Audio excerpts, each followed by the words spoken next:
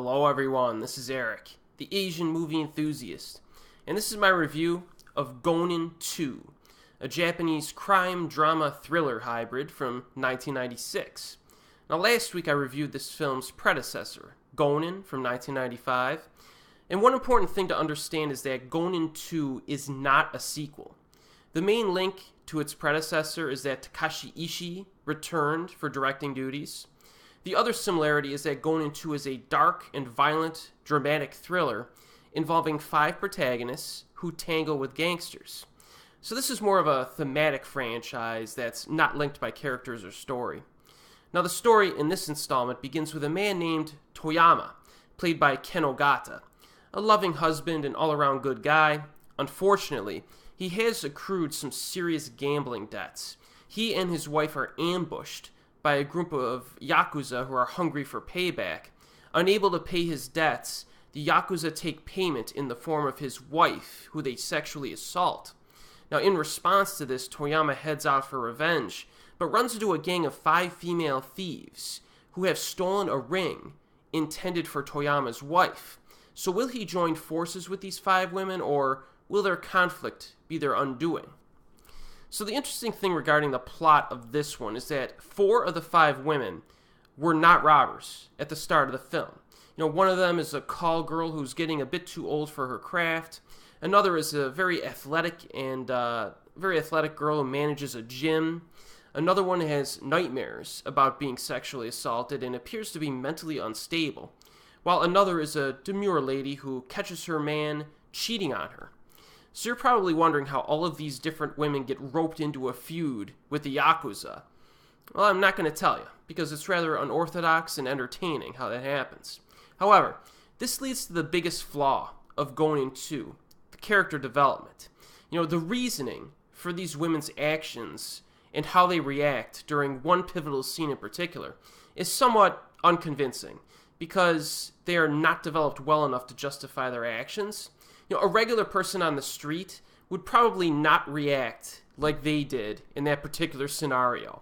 And you'll know when the scene happens, because it's the big scene early on.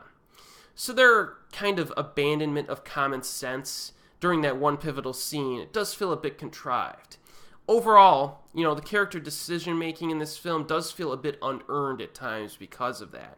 And this is the most common criticism I've read on the internet regarding this film, and I generally agree with it. But that pivotal scene is still pretty entertaining, regardless of its flaws, so in my opinion, it's pretty good stuff. And to this film's credit, it does show all of the women together for a stretch of time during the middle section, which does build some camaraderie between them. There's a bit of chemistry between the actresses as well, so that's good.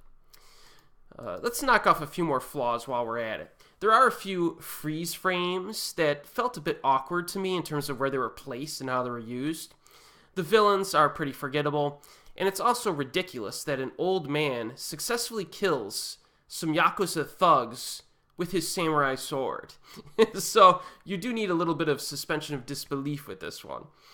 But needless to say, Gonin 2 received mostly negative reviews online. But I enjoyed it.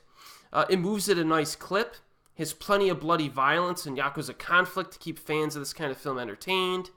I like how the main character, the 5 female leads, and the yakuza clash in a series of violent events. It makes the story feel expansive and kind of free-flowing in how it operates. Even more so than its predecessor, you have no idea, which of the ladies is going to get killed or when, and that's a big positive for me in this.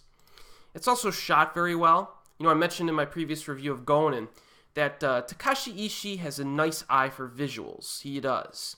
Some of the nighttime shots are nicely lit, and Ishii does a great job of capturing those, gritty urban environments that give the film its distinctive atmosphere. I'm a big fan of films that mostly take place at night, and that's the case here. There's also a sense of danger and a few disturbing scenes, including a very creepy dead body that's found inside of a warehouse that definitely affected me a bit. That's a good shot for sure.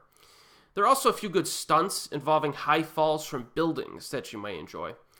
So, in summary, Gonin 2 is not quite as impressive as its predecessor, but it has a certain purity in its entertainment value that will likely satisfy fans of dark yakuza films. Gonin and Gonin 2 make for a solid double feature that I plan on repeating many times in the future. I actually watched both of these as a double feature a few weeks ago. And most conveniently, Gonin 2 is currently available on Region 1 DVD in the United States with English subtitles in a 2-pack with its predecessor Gonin. So you get 2 for the price of 1. Takashi Ishii would go on to direct a third film in this franchise, Gonin Saga, from 2015, but I have yet to find it with English subtitles. But if I end up seeing it, I'll let you know my thoughts. And as always, I'll see you next time.